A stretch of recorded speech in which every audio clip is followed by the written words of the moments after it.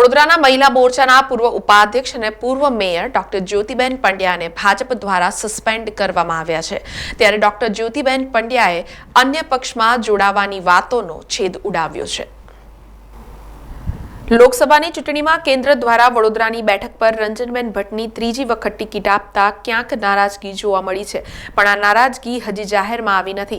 પણ રંજનબેન ભટ્ટને ટિકિટ આપતા જ પૂર્વ મેયર અને મહિલા મોરચાના ઉપાધ્યક્ષ ડોક્ટર જ્યોતિબેન પંડ્યાએ નારાજગી દર્શાવી હતી અને તેઓ રાજીનામું આપે તે પૂર્વે જ પક્ષ દ્વારા તેમને ભાજપના તમામ હોદ્દા પરથી સસ્પેન્ડ કર્યા હતા। હવે ડોક્ટર જ્યોતિબેન પંડ્યા આપ પાર્ટીના સંપર્કમાં હોવાથી તેઓ આપ પાર્ટીમાં જોડાશે તેવી વાત ફેલાતા રાજકીય ગરમાવો આવ્યો છે, પણ ડોક્ટર જ્યોતિબેન પંડ્યાએ તમામ વાતનો છેદ ઉડાવ્યો છે અને હાલ કોઈ પણ રાજકીય પક્ષમાં જવાનો ઇનકાર કરી પોતે કેસરિયા જ છે અને કેસરિયા જ રહેવાનું પસંદ કરશે તેમ જણાવ્યું હતું। જો ભાઈ દેશની લોકશાહી છે અને હું જ્યારે રાજકીય ગતિવિધિમાં કામ કરતી વ્યક્તિ ગઈકાલે યોગાનું યોગ આવી વાત કરું એટલે લોકો બધા અહીંયા શહેરમાં આવ્યા છે એવું મેં જાણ્યું તો સંપર્ક કર્યો મને તો મારું મન કેસર્યું છે, તમને બધાને ખબર છે અને કેસરિયાના દિશામાં જ આપણે બધા કામ કરતા હોય છે। વડોદરા શહેર હોય કે ભારત દેશ હોય, મોદી સાહેબ મારા આદર્શ છે। રાજકીય દૃષ્ટિકોણથી આખા દેશને એમનું વિકાસની રાજનીતિનું વાત ગમે છે।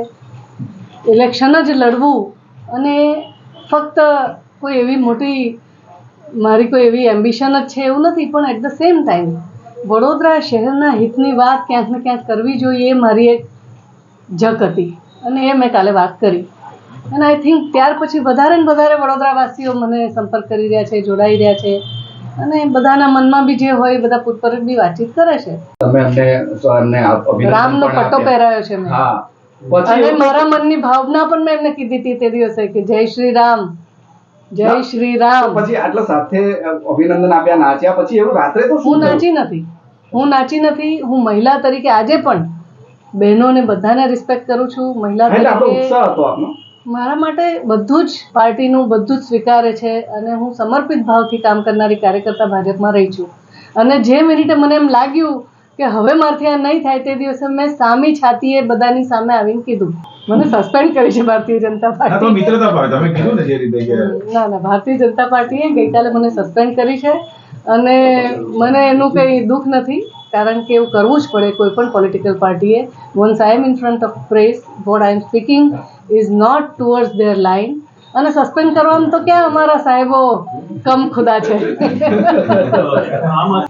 આજે અરવિંદ કેજરીવાલ અહીંયા વડોદરા છે, બપોરે તમને સંપર્કમાં જ છે, કદાચ તો મળવાનું થાય એવું કંઈ પૂછ્યું?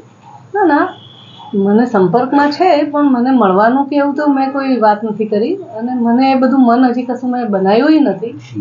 ભારતીય જનતા પાર્ટી વિશે વાત કરવી અત્યારે મારા માટે અસ્થાને છે। હું પાર્ટીમાં હવે નથી, હું સસ્પેન્ડેડ કાર્યકર્તા છું, એમનું તમે ત્યાં જઈને પૂછી લો। અચ્છા, અન્ય કોઈ રાજકીય પક્ષમાં જશો? હા કે નામાં ખાલી જવાબ આપી દો। મારું મન કેસર્યું છે ભાઈ અને હું મરી જઈશ ને તો મને તમે બધા જે જીવતા હોય એ કેસરી ઓડાડજો। જય શ્રી રામ। સમાચારોના સતત અપડેટ માટે TNN ન્યૂઝને YouTube પર સબસ્ક્રાઇબ કરી બેલ આઇકોન પ્રેસ કરો અને અમારી સાથે જોડાયેલા રહો Facebook, Instagram અને Twitter ઉપર।